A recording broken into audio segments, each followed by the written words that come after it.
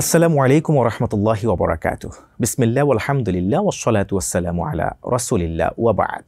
TBN 24 এর ধারাবাহিক বিষয়ভিত্তিক আলোচনা পবিত্র হজ উপলক্ষে বিশেষ আয়োজন আল হাজ অনুষ্ঠানের আজকের এই সুন্দর আয়োজনে আপনাদের প্রত্যেককে স্বাগত জানাচ্ছি। আমি মোহাম্মদ হিদায়াতুল্লাহ। আজকে আমরা কথা বলবো পবিত্র কাবা ঘরের নির্মাণের ইতিহাস ও হজের সংক্ষিপ্ত ইতিহাস।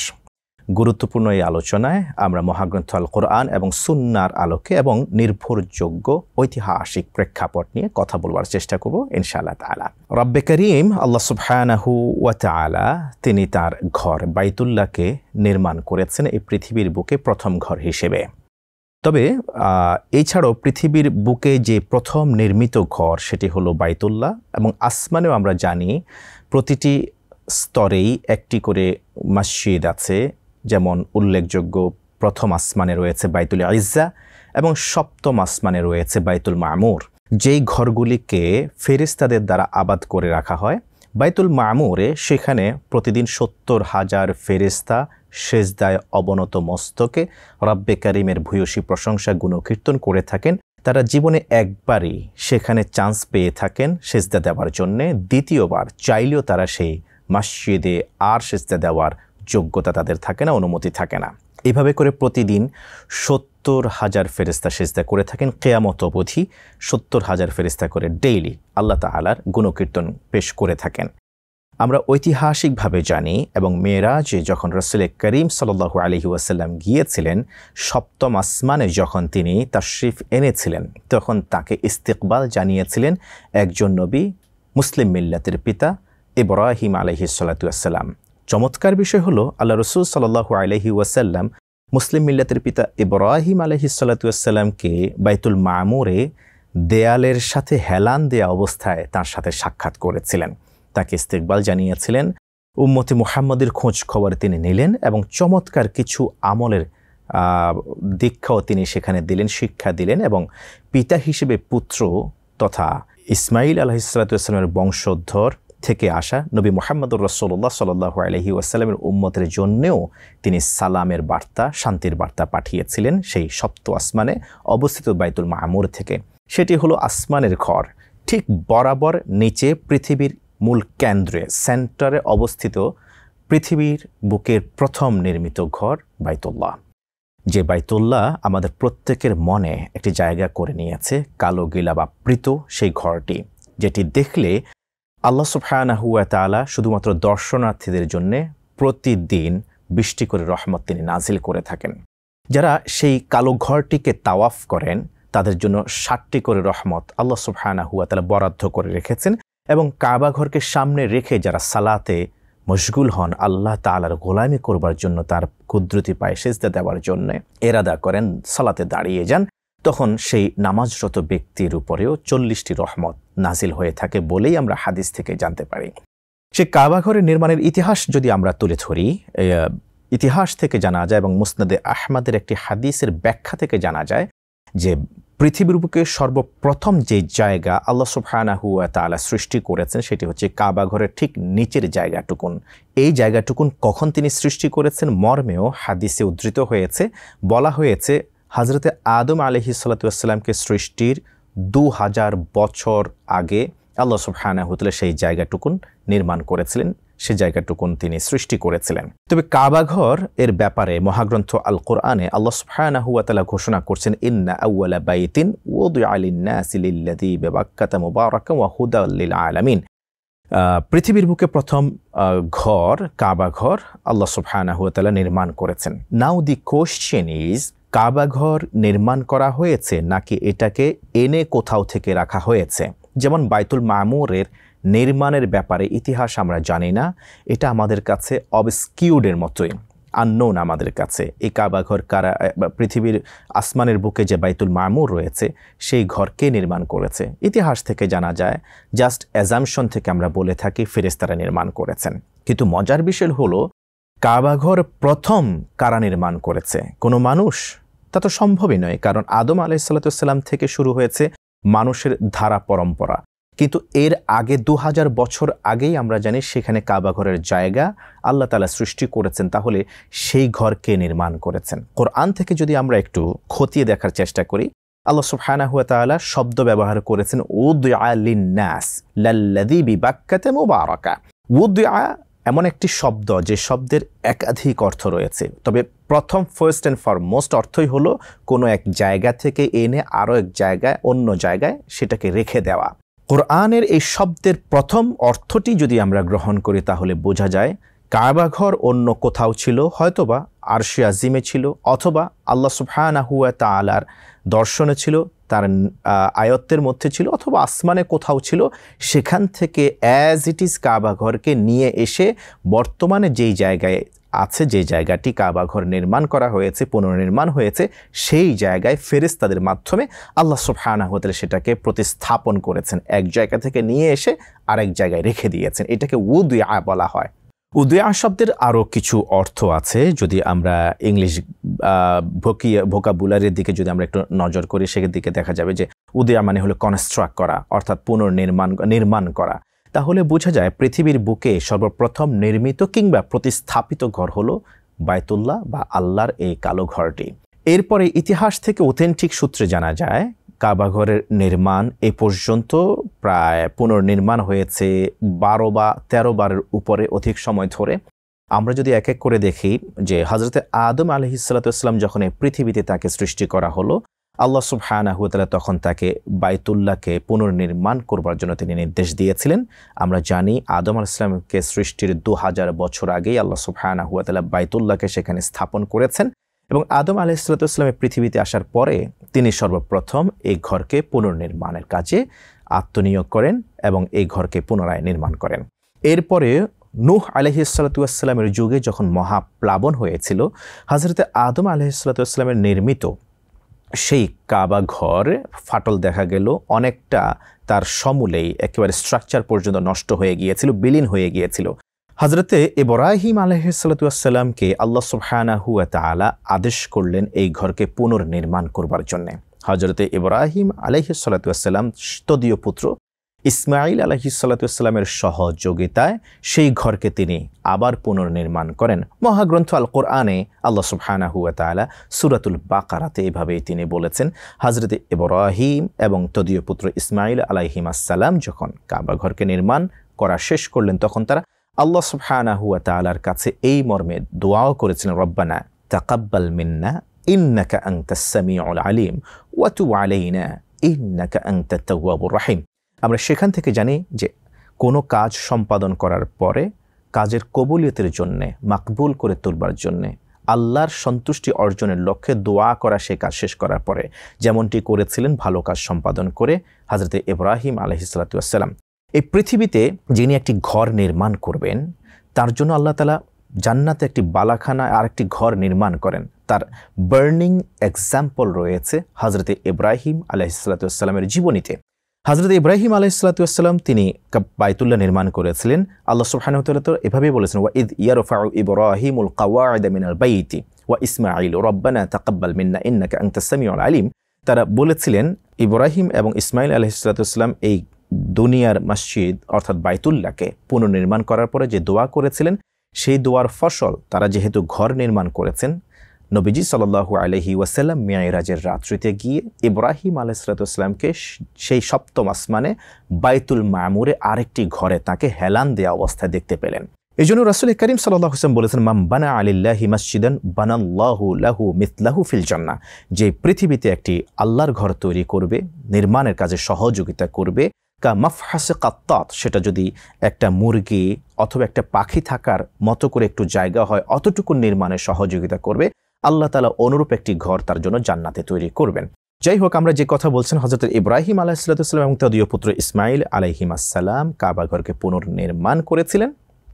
এরপরে আমরা দেখি যে কিছু সম্প্রদায় এই কাজে অংশগ্রহণ করেছিলেন, যেমন আমালিকা সম্প্রদায়, তারা কাবাঘরকে পুনর্নির্মাণ করেছিলেন। তারপরে জুরুহ সম্প্রদায় কাবাঘরকে পুনর্নির্মাণ করেছিলেন। ইভেন আমরা এটা জানি ঐতিহাসিকভাবে প্রমাণিত, সূরা ফিলের দিকে যদি আমরা নজর করি, তখন আমরা দেখতে পাই যে কাবাঘরকে ভাঙার জন্য হস্তি বাহিনী পর্যন্ত উদ্ধত আচরণ প্রদর্শন করেছিল, আল্লাহ সুবহানাহু ওয়া তাআলা বললেন, আলাম ইয়াজআল কাইদাহুম ফি তাদলিল, আমি কি তাদের এই কি বলে চক্রান্তকে নস্যাৎ করে দেইনি? অর্থাৎ তাদেরকে আল্লাহ সুবহানাহু ওয়া তাআলা একেবারে ধ্বংস করে দিয়েছেন। ফাজআলাহুম কাআসফিম মাকুল, আল্লাহ তাআলা তাদের সাথে কি আচরণ করলেন? কাবা ঘরকে ভাঙতে আসার কারণে আল্লাহ সুবহানাহু ওয়া তাআলা আরসালা আলাইহিম তায়রান আবাবিল, আবাবিল ঝাঁকে ঝাঁকে পাখি পাঠালেন এবং তাদেরকে পাথর নিক্ষেপ করে ধ্বংস করে দিলেন, একেবারে চর্বিত চর্বণের মতো করে তাদেরকে আল্লাহ তাআলা পৃথিবী থেকে নিশ্চিহ্ন করে দিয়েছিলেন।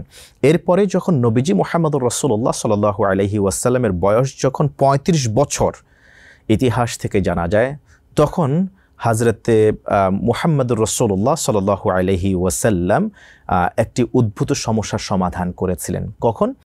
যখন কাবাঘরকে মক্কার কুরাইশ সম্প্রদায় তারা আবার পুনর্নির্মাণ করতে গেলেন, তারা যখন ঘোষণা করলেন এই ঘর নির্মাণের জন্যে এবং নির্মাণের ক্ষেত্রে তারা কিছু নীতি নৈতিকতা মেনে চলেছিলেন, নীতিমালা দিয়েছিলেন যে এখানে কোনো পতিতালয়ে কাজ করা ব্যক্তির উপার্জন এখানে দেয়া যাবে না, এখানে দান করা যাবে না। এবং দেখা গেল এরপরে বলা হয়েছে যে যারা সুদ খায় সুদের অর্থ এখানে দেয়া যাবে না, অন্যের সম্পদ অন্যায়ভাবে গসব করে নিয়েছে তাদের সম্পদ এখানে দেয়া যাবে না।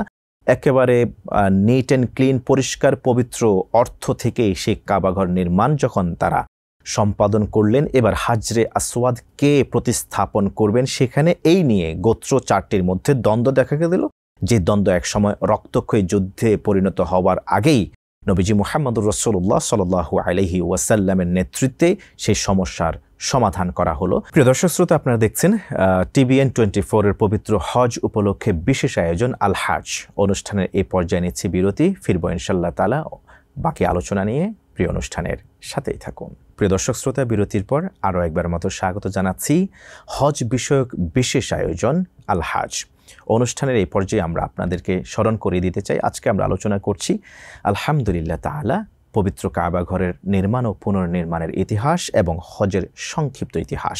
আমরা বিরতির আগেই বলেছিলাম যে হযরত আদম আলাইহিসসালাম থেকে শুরু করে আজ পর্যন্ত কাবা ঘরকে পুনর্নির্মাণ বা সংস্কারের কাজ মোটামুটি উল্লেখযোগ্য হারে 12 থেকে 13 বার করা হয়েছে।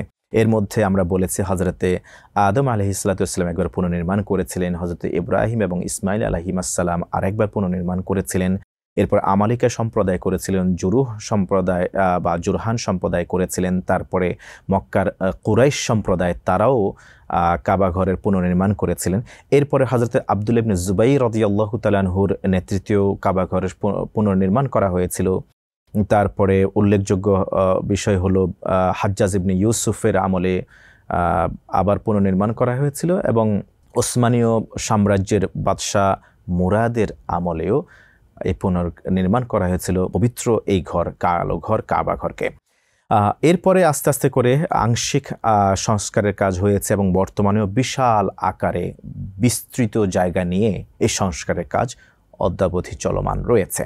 আজকের মূল ফোকাস পয়েন্ট হলো হজ্জের ইতিহাস। যেহেতু এই আয়োজনটি সম্পূর্ণটি হজ উপলক্ষেই আমরা ধারণ করছি, কথা বলছি, সেহেতু আমাদের হজের ইতিহাস নিয়ে যদি আমরা কথা বলি, যে আল্লাহ সুবহানাহু ওয়া তাআলা যখন তার নির্দেশে ইব্রাহিম আলাইহিসসালাতু ওয়াসসালাম এবং ইসমাঈল আলাইহিসসালাম দুজনে কাবা ঘর নির্মাণ শেষ করলেন, তখন আল্লাহ সুবহানাহু ওয়া তাআলা আদেশ করলেন হযরত ইব্রাহিম আলাইহিসসালাতু ওয়াসসালামকে, ওয়াআযযিন ফিন-নাসি বিল হাজ্জি ইয়াতুকা রিজালান ওয়া আলা কুল্লি দামিরিন ইয়াতুনা মিন কুল্লি ফাজ্জিন আমিক।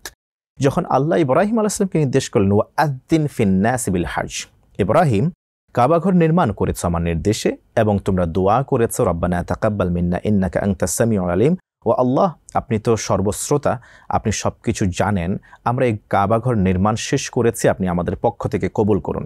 আল্লাহ সুবহানাহু ওয়া তাআলা এবার বলছেন যে আমি তোমাদের এই দোয়া কবুল করেছি, এখন তোমার একটি দায়িত্ব হচ্ছে আযদিন ফিন-নাস, কাবাঘর নির্মাণ করেছো, আমার ঘর তোমরা এই পৃথিবীতে নেমে পুনর্নির্মাণ করেছো, অতএব এটাকে তো বিরান ভূমি ফেলে রাখা যায় না, একেবারে বাইতুল খারাব ফাঁকা ঘর রেখে দেওয়া যায় না, এখানে মানুষের ইবাদতের জন্য এটাকে নির্মাণ করা হয়েছে, অতএব তোমরা মানুষদেরকে হজের জন্য আহ্বান করো। ইব্রাহিম আলাইহিসসালাতু ওয়াসসালামকে যখন আল্লাহ তাআলা নির্দেশ করলেন যে ইয়াতুনা মিন কুল্লি ফাজ্জিন আমিক, একবার দূর দূরান্ত থেকে, প্রত্যন্ত অঞ্চল থেকে, পৃথিবীর আনাচে কানাচ থেকে মানুষেরা আসবে এখানে হজ সম্পাদন করতে, আল্লাহর গুণকীর্তন করতে, আল্লাহর গোলামি, আল্লাহর ডাকে সাড়া দেওয়ার জন্যে। হযরত ইব্রাহিম আলাইহিসসালামের মাথায় হঠাৎ একটি বিষয় জেগে উঠল। তিনি ভাবছেন যে আমি খালি গলায় যদি মানুষকে ডাকি, এটা কিভাবে এত দূর পর্যন্ত পৌঁছবে? পৃথিবীর একবার সর্বশেষ চূড়ায় গিয়ে কোথায় পৌঁছাবে, কিভাবে পৌঁছাবে? শেষ সীমানার মানুষ যে অবস্থান নিয়েছে, কিভাবে তার কাছে পর্যন্ত পৌঁছাবে? তখন তিনি তাফসিরে কুরতুবী, তাফসির ইবনে কাসির সহ অন্যান্য তাফসিরের গ্রন্থগুলিতে হাদিস থেকে নকল করে তারা এইরকমই তথ্য বা প্রতিবেদন পেশ করছেন যে আল্লাহ সুবহানাহু ওয়া তাআলা যখন ইব্রাহিম আলাইহিস সালামকে নির্দেশ করলেন, ইব্রাহিম আলাইহিস সালাম আল্লাহ সুবহানাহু ওয়া তাআলার কাছে আরজি করে পেশ করে বসলেন, আয়া রাব্বাল আলামিন, আমি খালি গলায় যদি মানুষদেরকে হজের জন্য আহ্বান করি, তাহলে এটা আমার পক্ষ থেকে কে পৌঁছায় দিবে, কিভাবে পৌঁছে যাবে? এখন যেমনিভাবে আমরা মানুষদেরকে নামাজের জন্য আহ্বান করি, ইলেকট্রিসিটির আমরা সহযোগিতা নেই, কিংবা মাইক্রোফোন সিস্টেমের আমরা সহযোগিতা নেই, তখন তো সেই ব্যবস্থা ছিল না। আল্লাহ সুবহানাহু ওয়া তাআলা ইব্রাহিম আলাইহিস সালামের এই প্রশ্নের জবাবে তিনি বললেন, আলাইকাল আযান ওয়া আলাইনাল বালাগ, আপনার দায়িত্ব হলো আজান দেওয়া, অর্থাৎ মানুষকে আহ্বান করা। আল্লাহ বলেন আদ্দিন ফিন্নাস, মানুষকে আজান দাও, মানুষকে আহ্বান করো, আর আপনার দায়িত্ব হলো আহ্বান করা। ওয়া আলাইনাল বালাগ, আর আমার দায়িত্ব হলো মানুষের কর্ণ কুহরে অন্তর পর্যন্ত এটাকে পৌঁছিয়ে দেয়া। তাফসিরে দুই ধরনের বক্তব্য আছে। প্রথম বক্তব্য তো হচ্ছে এইরকম, যা তাফসিরে কুরতুবী উদ্ধৃত হয়েছে, যে আল্লাহ সুবহানাহু ওয়া তাআলার এই নির্দেশ পাওয়ার পরে হযরত ইব্রাহিম আলাইহিস সালাম সেই পাথরের উপরে দাঁড়ালেন, যে পাথরটি কাবাঘর নির্মাণ করবার সময় এটি লিফটের মতো করে, এলিভেটরের মতো করে সেই বেনিফিট দিয়েছিল। যেখানে দরকার হয়েছিল ইব্রাহিম আলাইহিস সালাম সেখানে দাঁড়িয়েছিলেন, কোনো প্রযুক্তির মাধ্যম বা সহযোগিতা ছাড়াই এই লিফটের মতো করে, এলিভেটরের মতো করে যে পাথর ইব্রাহিম আলাইহিস সালামকে উঠানামা করিয়েছিল, সেই মাকামে ইব্রাহিমের উপরে তিনি দাঁড়ালে এরপরে এই মাকামে ইব্রাহিম জাবালে আবি কুবাইস পাহাড়ের উচ্চতায় তাকে নিয়ে গেলেন। নিয়ে যাওয়ার পরে হযরত ইব্রাহিম আলাইহিস সালাম বললেন, আইয়ুহান নাস ইন্নাল্লাহা কাদ বানা লাকুম বাইতান ফিল আরদি, ও হে মানব সম্প্রদায়, নিঃসন্দেহে আল্লাহ সুবহানাহু ওয়া তাআলা তোমাদের জন্য পৃথিবীর বুকে একটি ঘর নির্মাণ করেছেন। ওয়া ফারাদা আলাইকুমুল হাজ্জা, তিনি তোমাদের উপরে হজকে ফরজ করে দিয়েছেন। ফাহুজ্জু, অতএব তোমরা এই কালো ঘর, এই কাবা ঘরে তোমরা হজ সম্পাদন করবার জন্য দূর দূরান্ত থেকে ছুটে আসো। এই কথা বলতে দেরি আল্লাহ সুবহানাহু ওয়া তাআলা ইব্রাহিম আলাইহিস সালামের জবানের এই আওয়াজ পৃথিবীতে যত মানুষ ছিলেন ওই সময় প্রত্যেকের কানে তিনি পৌঁছিয়ে দিয়েছিলেন।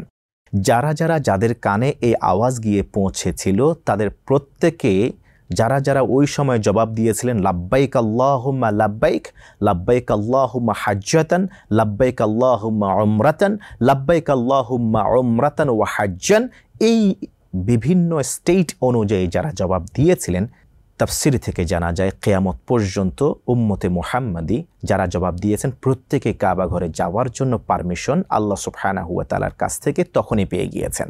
তো এই জন্য আমরা যেটা বলি যে ইব্রাহিম আলাইহিস সালাম যখন তিনি আহ্বান করলেন কাবা ঘরের ইবাদতের জন্য, হজের জন্য, তখন জবাব দিয়েছিলেন যারা গিয়েছেন বা যারা যাবেন, এই জন্য জবাব দিয়েছেন লাব্বাইক আল্লাহুম্মা লাব্বাইক, আল্লাহ আমি হাজির, আপনার ডাকে আমি হাজির। লাব্বাইক আল্লাহুম্মা উমরাতান, আল্লাহ উমরা করবার জন্য আমি হাজির। লাব্বাইক আল্লাহুম্মা হাজ্জাতান, আল্লাহ হজ করবার জন্য আমি হাজির। আবার কেউ তো এটাও বলেছেন লাব্বাইক আল্লাহুম্মা উমরাতান ওয়া হাজ্জান, আল্লাহ হজ এবং উমরা উভয়টা করবার জন্য আমি হাজির। এই জন্য হজটা তিন ভাগে বিভক্ত, একটা হলো হজ্জে ইফরাদ, দুই হজ্জে তামাত্তু, তিন হজ্জে কিরান। একাকে শুধুমাত্র হজ করার নিয়ত করা, এটাকে যারা জবাব দিয়েছেন লাব্বাইক আল্লাহুম্মা হাজ্জাতান, তারা শুধুমাত্র হজ করার সুযোগ পেয়ে থাকেন। যারা শুধুমাত্র হজ এবং ওমরা দুইটাকে একসাথে এক নিয়তে করেন, তারা নিয়ত করেছেন ওই সময় লাব্বাইক আল্লাহুম্মা উমরাতান ওয়া হাজ্জান, আল্লাহ হজ এবং ওমরা করবার জন্য আমি হাজির। আর যারা শুধু তামাত্তু হজ করেছেন, তারাও এভাবে শুরুতে একবার লাব্বাইক আল্লাহুম্মা উমরাতান বলেছেন, এরপরে লাব্বাইক আল্লাহুম্মা হাজ্জাতান আরও একবার বলেছেন। আল্লাহ তাআলা এভাবে তাদেরকে কবুল করেছেন। তাফসিরের শেষের দিকে আরও কিছু তথ্য এখানে দেওয়া হয়েছে। যখন আল্লাহ সুবহানাহু ওয়া তাআলা ইব্রাহিম আলাইহিস সালাতু ওয়াস সালামকে বললেন তুমি মানুষকে হজের জন্য আহ্বান করো, ইব্রাহিম আলাইহিস সালাতু ওয়াস সালাম ওই সময় কিভাবে মানুষকে আহ্বান করবেন, কিভাবে মানুষের আওয়াজ মানুষের কানে পৌঁছে দেওয়া যায়, এই জন্য তিনি একটা কৌশল করলেন। তিনি উপরে জাবালে আবি কুবাইসের একেবারে চূড়ায় আরোহণ করলেন। সেখানে যখন আরোহণ করলেন, তাফসিরে কুরতুবিতে বলা হয়েছে যে অন্যান্য জাবালে আবি কুবাইস থেকে উঁচু পাহাড়গুলি, উঁচু গাছগাছালিগুলি, উঁচু পর্বতগুলি আস্তে করে নিচে নেমে গেছে এবং জাবালে আবি কুবাইসের চূড়া মাথা একেবারে উপরে, সবার উপরে তখন ছিল। এটা আল্লাহ সুবহানাহু ওয়া তাআলার নির্দেশ হয়েছে। তখন ইব্রাহিম আলাইহিসসালাম জাবালে আবি কুবাইসের চূড়ায় দাঁড়িয়ে, একেবারে উপরে দাঁড়িয়ে যখন মানুষকে বলছেন, ইয়া আইয়ুহান নাস ইন্নাল্লাহা কাদ ফারাদা আলাইকুমুল হাজ্জা ফাহুজ্জু, ও হে মানুষ সকল, আল্লাহ সুবহানাহু ওয়া তাআলা তোমাদের জন্য কাবা ঘরের হজকে ফরজ করে দিয়েছেন, অতএব তোমরা হজ করবার জন্য জবাব দিয়ে থাকো, তোমরা রেসপন্স করো। তখন তাফসিরে বলা হয়েছে যে সব পাহাড়গুলি নিচে চলে গেছে যাতে করে সাউন্ড সিস্টেম বাধাগ্রস্ত না হয়। তাই তিনি খালি গলায় বললেও সারা বিশ্বের, সারা পৃথিবীর আনাচে কানাচে যেখানে প্রাণের স্পন্দন আছে সেখানে সেই আওয়াজ কোনো ইথারনেট ছাড়াই, কোনো ধরনের প্রযুক্তি সহযোগিতা ছাড়াই সবার কানে চলে গেছে। ওই সময় মানুষ জবাব দিয়েছে। এই জন্য ইসলামিক স্কলারগণ এই তাফসিরকে দলিল হিসেবে পেশ করে তারা বলে থাকেন যে মানুষের দ্বীনের দাওয়াত মানুষের কাছে পৌঁছানোর জন্য যে কোনো মাধ্যম গ্রহণ করতে পারে। এটা সামাজিক যোগাযোগ মাধ্যম গ্রহণ করা যেতে পারে, আকাশ মাধ্যম গ্রহণ করা যেতে পারে, নদীর মাধ্যম গ্রহণ করা যেতে পারে। এটা হলো হযরত ইব্রাহিম আলাইহিসসালামের মাধ্যমে আল্লাহ সুবহানাহু ওয়া তাআলা তাঁর সন্তান উম্মতে মুহাম্মদীকে শিক্ষা দিলেন যে দাওয়াতি কাজের জন্য আপনার যে কোনো টেকনোলজি, সায়েন্স অ্যান্ড টেকনোলজির সহযোগিতা গ্রহণ করা যেতে পারে। তো আমরা আমাদের আলোচনার শেষের দিকে একটি কথাই বলতে চাই যে আজকে আমরা জেনেছি কাবা ঘরের পুনর্নির্মাণের ইতিহাস এবং কাবা ঘরের হজ কিভাবে শুভ সূচনা হয়েছে, কিভাবে হজের ডাক আমরা পেয়েছি, আমরা কিভাবে হাজিরা দিয়ে থাকি। তবে পাশাপাশি কাবা ঘরের আশেপাশে আরও বেশ কিছু ফিহি আয়াতুম বাইয়িনাতুম ওয়া মাকামু ইব্রাহিম, সেখানে কিছু সুস্পষ্ট নিদর্শন রয়েছে আল্লাহ সুবহানাহু ওয়া তাআলার। সেই নিদর্শনগুলি নিয়েও ইনশাআল্লাহ তাআলা আমরা অনবদ্য এই আয়োজন আল হাজ্জের অন্য কোনো পর্বে আলোচনা করবার চেষ্টা করবো ইনশাআল্লাহ তাআলা। ততক্ষণ পর্যন্ত আল্লাহ সুবহানাহু ওয়া তাআলা আপনাদের সবাইকে ভালো রাখুন, সুস্থ রাখুন এই প্রত্যাশায়। আসসালামু আলাইকুম ওয়া রাহমাতুল্লাহি ওয়া বারাকাতুহু।